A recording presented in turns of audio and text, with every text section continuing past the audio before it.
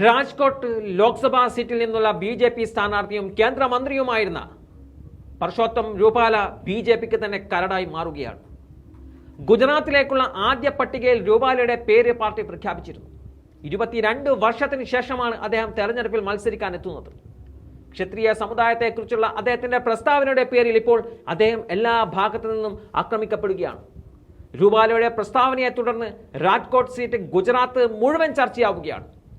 അദ്ദേഹം തെരഞ്ഞെടുപ്പ് പ്രചരണം ആരംഭിച്ചിരുന്നുവെങ്കിലും ഈ പ്രസ്താവനയ്ക്ക് ശേഷം അദ്ദേഹം കൂടുതൽ സമയം ചെലവഴിച്ചത് ഈ വിവാദം ഒതുക്കുവാൻ വേണ്ടിയാണ്. രൂപാല അന്ന് പറഞ്ഞത് ഇങ്ങനെയാണ്: ബ്രിട്ടീഷുകാരുടെ കാലത്ത് രാജാക്കന്മാരൊക്കെ തലകുനിച്ച് ബ്രിട്ടീഷുകാരുമായി ബന്ധം സ്ഥാപിച്ചിരുന്നുവെന്നും എന്നാൽ ദളിത് വിഭാഗത്തിൽപ്പെടുന്ന റുഖി സമുദായം അതിനൊന്നും വഴങ്ങിയില്ല എന്നതാണ് അദ്ദേഹം പറഞ്ഞത്. അതാണിപ്പോൾ ക്ഷത്രിയ സമുദായം ഉൾപ്പെടെയുള്ള സമുദായങ്ങൾ ബി.ജെ.പി. സ്ഥാനാർത്ഥിക്കെതിരെ തിരിഞ്ഞിരിക്കുന്നത്. ഗുജറാത്തിൽ പ്രത്യേകിച്ച് സൗരാഷ്ട്ര പ്രദേശത്ത് ക്ഷത്രിയ സമുദായത്തിന് വലിയ സ്വാധീനമുണ്ട്.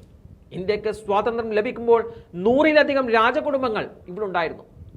കഴിഞ്ഞ ദിവസങ്ങളിൽ സബർകാന്ത, സുരേന്ദ്രനഗർ, ജുനഗഡ്, അഹമ്മദാബാദ്, സൂറത്ത് തുടങ്ങിയ സ്ഥലങ്ങളിൽ രൂപാലയുടെ കോലം കത്തിച്ചുള്ള പ്രതിഷേധങ്ങൾ ഉണ്ടായിരുന്നു. കടുത്ത പ്രതിഷേധത്തെ തുടർന്ന് ഒടുവിൽ അദ്ദേഹം താൻ പറഞ്ഞത് പിൻവലിക്കുന്നുവെന്ന് പറഞ്ഞ് തടിയൂരാൻ ശ്രമിച്ചിരുന്നു. എന്നാൽ അതുകൊണ്ടൊന്നും പ്രശ്നം തീരില്ല എന്നതാണ് പറയുന്നത്. സ്ഥാനാർത്ഥിയെ മാറ്റുക എന്നല്ലാതെ മറ്റൊരു വഴിയുമില്ല എന്ന നിലപാടിലാണ് അവിടുത്തെ സമുദായമുള്ളത്. സംസ്ഥാന അധ്യക്ഷൻ CR പട്ടേൽ തന്നെ രാജ്കോട്ടിലെത്തി പ്രശ്നപരിഹാരങ്ങൾക്ക് ശ്രമിച്ചിരുന്നു. പക്ഷേ ചർച്ചകൾ പരാജയപ്പെടുകയായിരുന്നു.